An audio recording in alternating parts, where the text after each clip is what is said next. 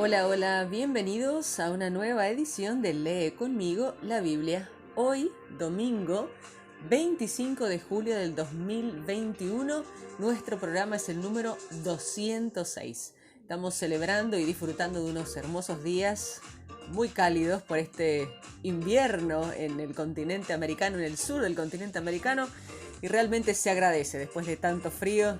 Agradecemos estas cálidas temperaturas, pero que lamentablemente no van a durar demasiado. Así que por el momento los disfrutamos, pero seguramente cambiarán muy breve de tiempo.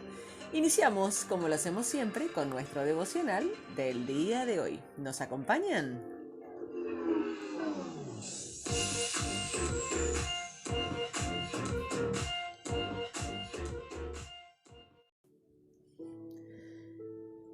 Y nuestro devocional del día de hoy se titula ¿Qué pasa con aquellos que no creen?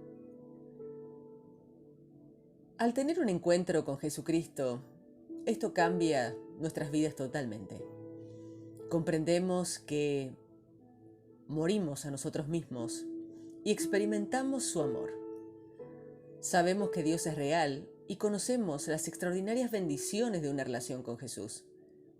Pero casi inmediatamente después, se experimenta lo que Pablo describe en este pasaje como una gran tristeza que embarga y además un continuo dolor.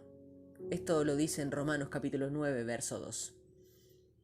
Anhelamos que todo el mundo experimente y sepa lo que nosotros experimentamos. Ansiamos que nuestra familia y amigos que aún no son cristianos puedan conocer a Cristo.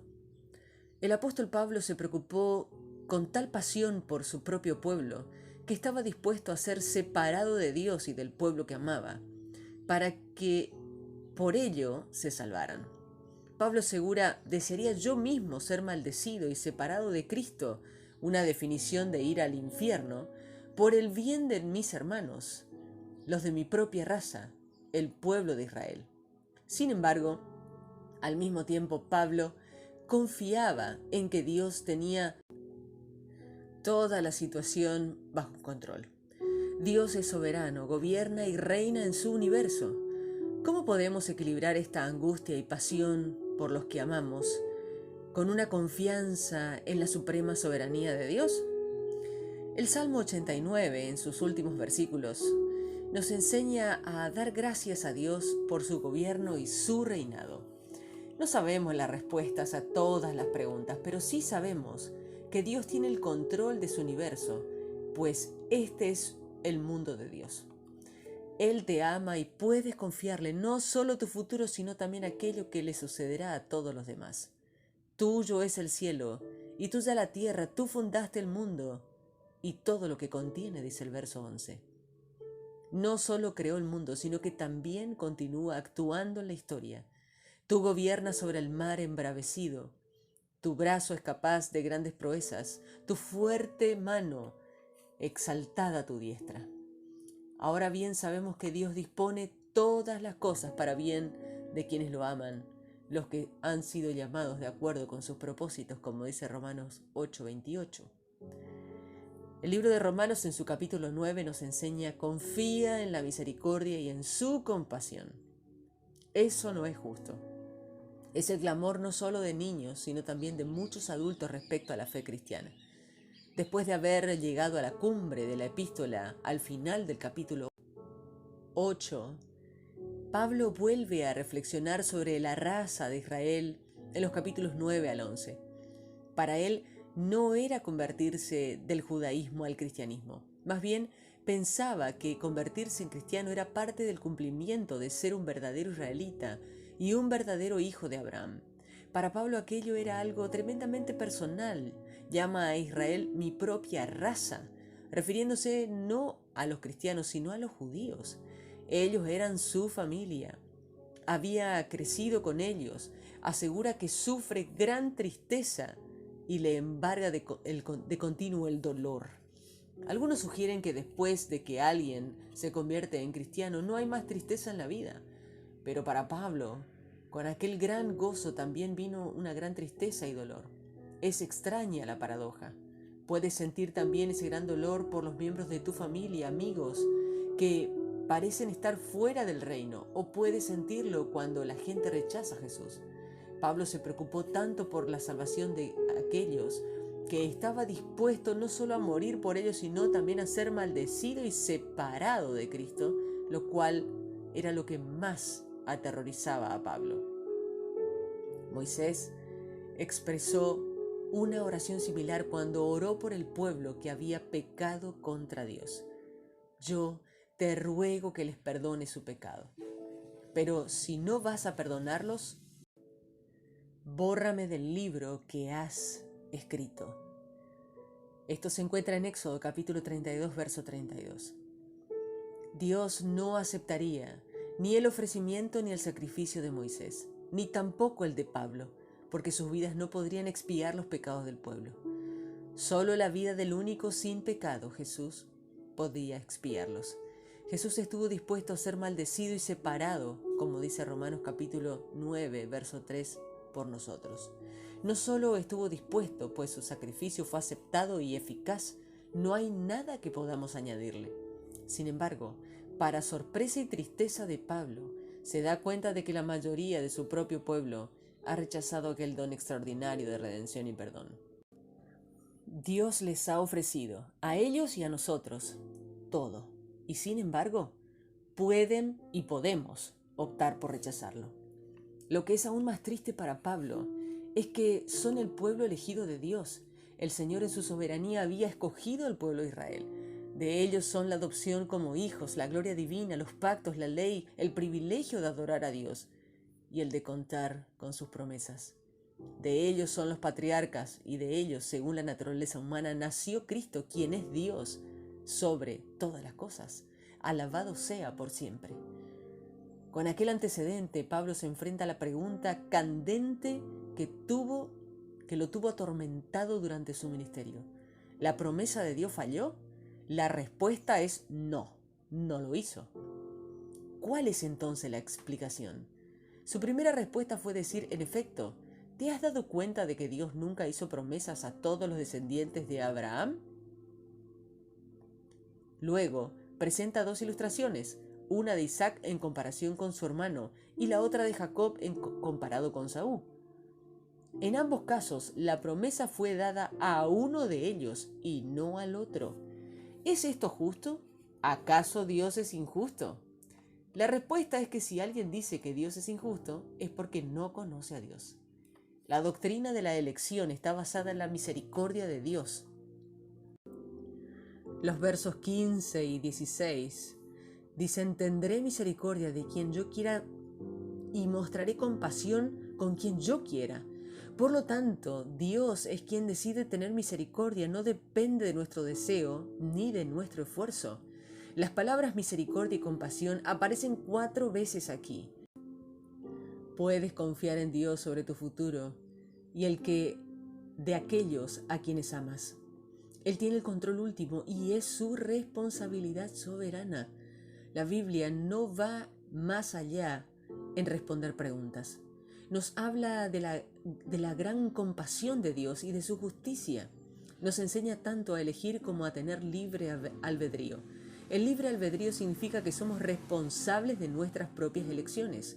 Muy a menudo, en la verdad, en la Biblia, no se encuentra en un extremo ni el otro, ni tampoco en el medio, sino en ambos extremos a la vez. Esto no es un misterio que la Biblia nos resuelva. Hay algunas cosas sobre las cuales tenemos que concluir como el salmista.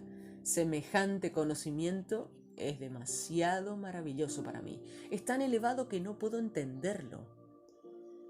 Necesitamos aferrarnos a las verdades de la elección y del libre albedrío al mismo tiempo. Oseas capítulo 11 nos enseña: deja el pecado y vuélvete a Dios. El amor de Dios por ti es incondicional. No nos ama porque los merezcamos o lo hayamos ganado. Él nos ama sin límites. Quiere sanar nuestra infidelidad. El amor incondicional de Dios tiene el poder de perdonar nuestros pecados y sanar nuestras heridas y reparar nuestros corazones rotos. Como lo indica la versión de Amplified Bible o la Biblia amplificada, Dios nos llama a apartarnos del pecado y a volver a su amor. Por tanto, vuelvan a su Dios, manténganse firmes en el amor y en la misericordia, en la rectitud y en la justicia, y esperen a su Dios con expectación, dice el capítulo 12 y el verso 6.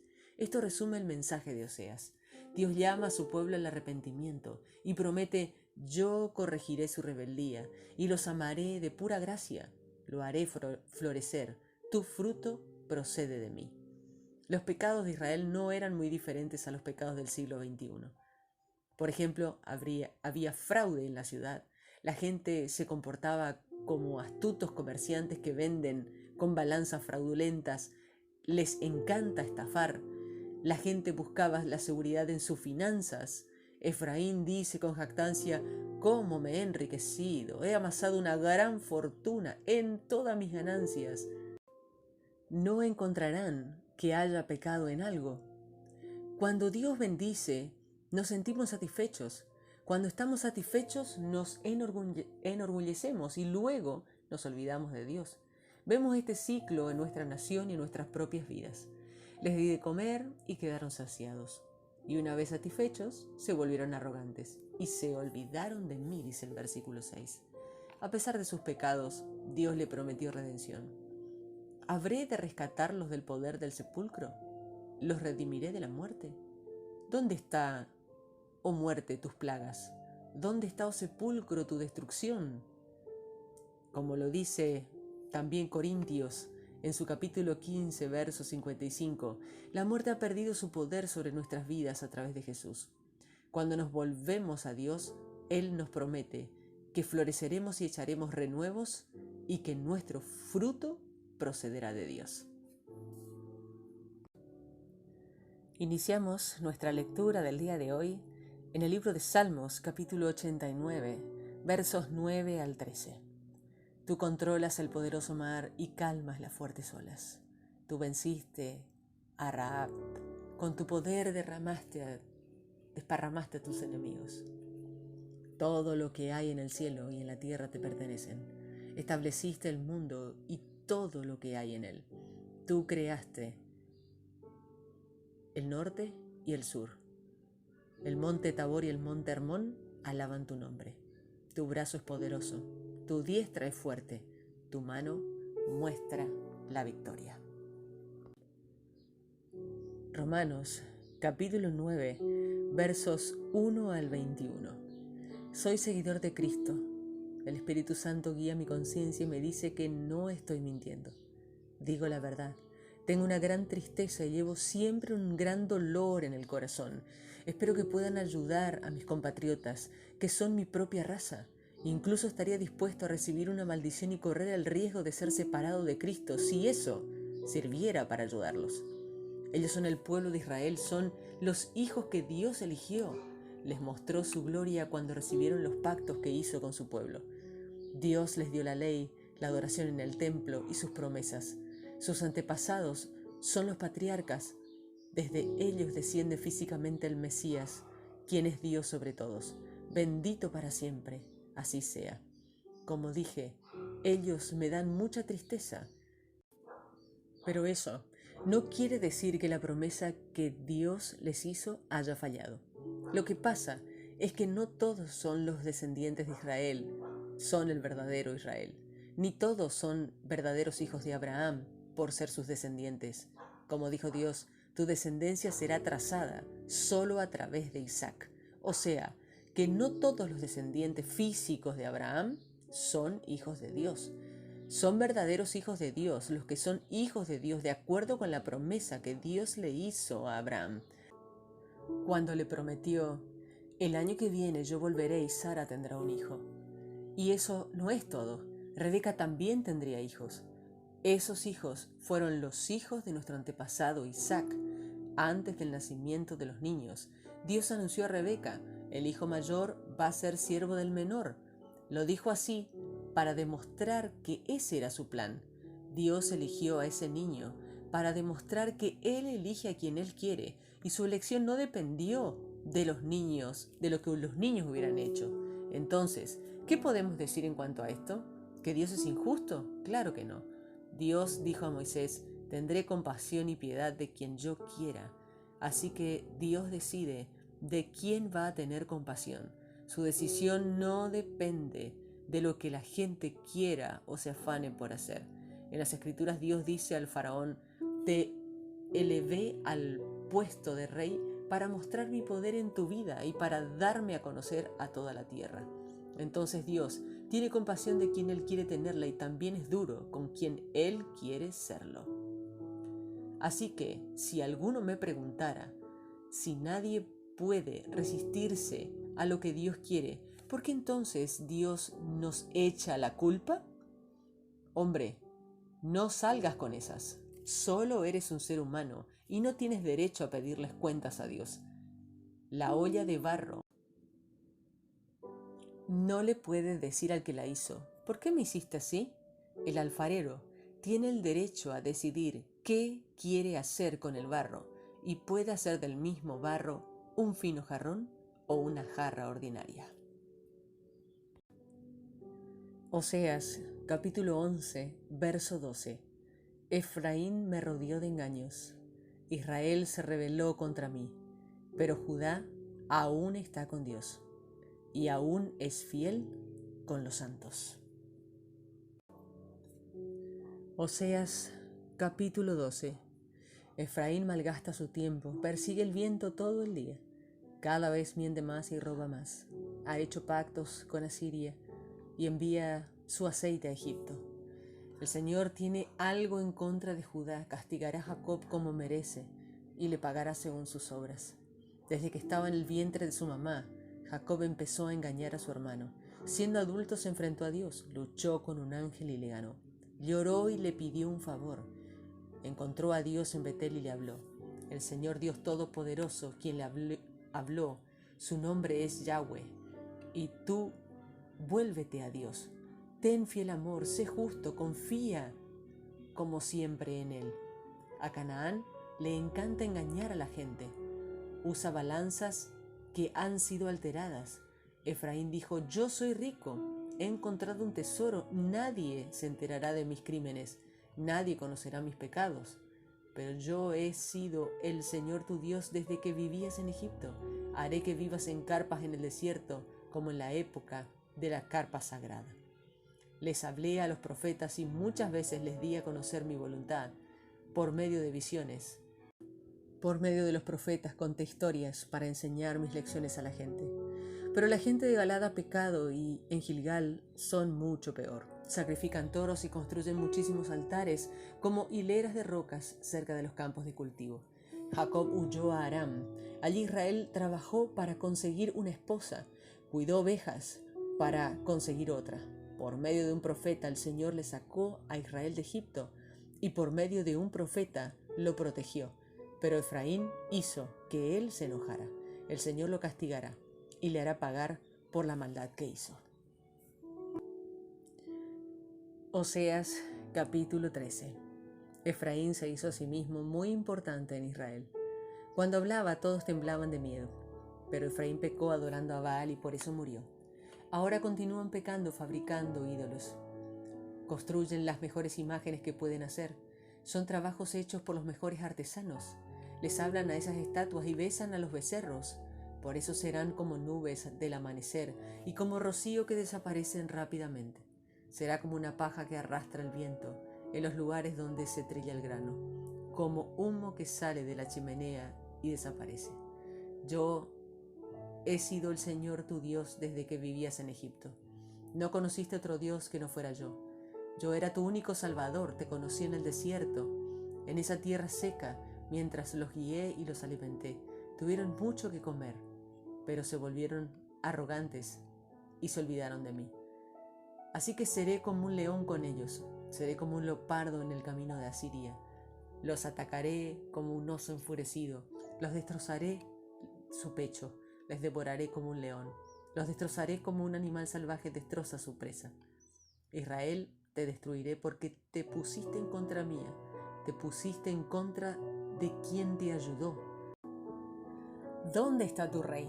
¿Podrá salvar todas tus ciudades? ¿Dónde están los jueces que pediste cuando dijiste, dame un rey y unos líderes? Yo te di un rey cuando estabas enojado y te lo quité cuando estabas lleno de ira. Efraín trató de ocultar sus culpas, creyó que sus pecados eran un secreto, pero recibía su castigo. ¿Le llegarán dolores como los que sienten una mujer al dar a luz? El que no será un niño sabio. Cuando le llegue la hora de nacer, no sobrevivirá. Los liberaré del sepulcro, los rescataré de la muerte. Muerte, ¿dónde está tu plaga? Sepulcro, ¿dónde está tu poder? No veo razón para lamentarse. Efraín es el más rico entre todos los hermanos, pero vendrá un viento del oriente. El aliento del Señor soplará desde el desierto. Los manantiales y fuentes de Efraín se secarán. El viento se llevará sus tesoros y objetos preciosos. Samaria es culpable y, por haberse rebelado contra su Dios, serán pasados a cuchillo. Sus hijos serán estrellados contra el suelo y sus mujeres embarazadas serán destripadas. Oseas capítulo 14. Israel, regresa al Señor tu Dios. Tu pecado te ha hecho caer. Piensen bien cómo se disculparán ante el Señor. Díganle, perdona todos nuestros pecados y recuerda solo lo bueno que hemos hecho. Si lo haces, te ofreceremos palabras de alabanza y agradecimiento. Asiria no nos salvará. No montaremos nuestros caballos para ir a buscar ayuda a Asiria. No volveremos a decirle a lo que hicimos con nuestras manos. Tú eres nuestro Dios, porque tú eres quien se compadece del huérfano. Los perdonaré por haberme abandonado. Les daré el regalo de mi amor. Mi furia contra ellos ha desaparecido. Seré para Israel como el rocío. Él florecerá como un lirio. Crecerá como los cedros del Líbano. Sus raíces se extenderán por todos lados para obtener alimento y se volverán tan bello como un olivo. Tendrán el aroma del bosque del Líbano. Los que vivían bajo su sombra regresarán y crecerán como el grano. Darán fruto como la viña. Israel será recordado en el mundo como el vino del Líbano. Efraín, ya no tendré que preocuparme por los ídolos. Yo soy quien te ha respondido. Yo soy quien te protegerá. Soy como un árbol de ciprés, siempre verde. Tu fruto viene de mí. Quien sea sabio entenderá estas cosas. Quien tenga capacidad de entender aprenderá esto. Los caminos del Señor son correctos. Los justos los seguirán, pero los perversos tropezarán con ellos. Hemos finalizado nuestra lectura y queremos compartir esta palabra de oración. Tú eres el soberano Señor, eres creador del mundo y del autor de la historia. Te doy gracias porque puedo confiar en quien tienes el control absolutamente de todas las circunstancias de nuestra vida. Señor, gracias por ser amoroso y misericordioso, lento para la ira y rico en piedad. Gracias por haber muerto por nosotros en la cruz, para que todos nosotros, aquellos que creen en ti, podamos ser libres. Ayúdame a confiar en ti cuando mi comprensión falle. Señor, te pido que perdones mis pecados. Recíbeme en tu gracia, sana mi rebeldía y ámame sin límite. Ayúdame a echar renuevos como una vid y a ser fructífero. Amén.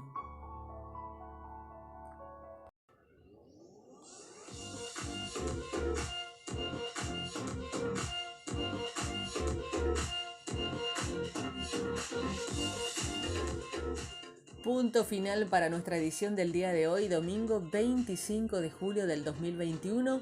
Nuestro programa es el número 206. Agradecida con todos ustedes que están del otro lado compartiendo con nosotros este propósito, este proyecto de pasar todos los días junto a la palabra de Dios. ¿Y cuánto aprendemos? ¿Cuánto hemos aprendido? Que el Señor nos ayude a no solamente a ser oidores, sino también hacedores de su palabra, que es realmente lo más importante. Que podamos tener una vida práctica, una vida cristiana efectiva. Ese es mi deseo, mi oración para mí y para todos ustedes, por supuesto, que nos acompañan. Nos volveremos a encontrar mañana, si Dios así lo permite, en otra edición de Lee conmigo la Biblia. Bendiciones.